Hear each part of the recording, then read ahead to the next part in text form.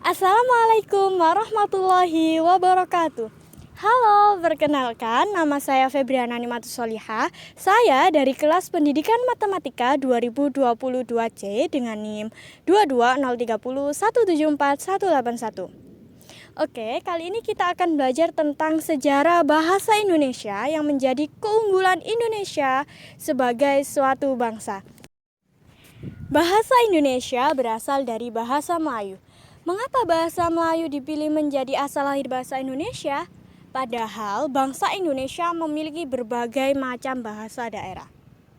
Karena bahasa Melayu merupakan lingua franca atau bahasa perantara. Bahasa Melayu juga memiliki kesederhanaan serta mudah dipahami.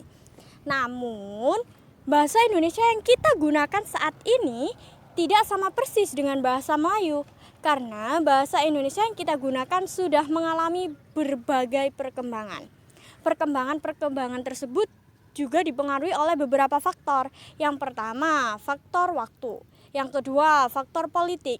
Yang ketiga, faktor sosial budaya. Dan yang terakhir adalah faktor ilmu pengetahuan serta teknologi. Secara resmi, bahasa Indonesia disebut pertama kali dalam peristiwa Sumpah Pemuda, yaitu pada tanggal 28 Oktober 1928, yang berbunyi, "Kami, putra dan putri Indonesia, menjunjung bahasa persatuan bahasa Indonesia." Setelah peristiwa tersebut, bahasa Indonesia ditetapkan menjadi bahasa nasional dan bahasa resmi negara pada tanggal 18 Agustus 1945, tepatnya setelah kemerdekaan bangsa Indonesia. Setelah ditetapkan menjadi bahasa nasional dan bahasa resmi negara, bahasa Indonesia memiliki ejaan sistem yang membuat perbedaan antara bahasa Indonesia dengan bahasa Melayu. Pada tahun 1901, bahasa Indonesia menggunakan ejaan Van Ophuijsen. Pada tahun 1947, bahasa Indonesia menggunakan ejaan Republik.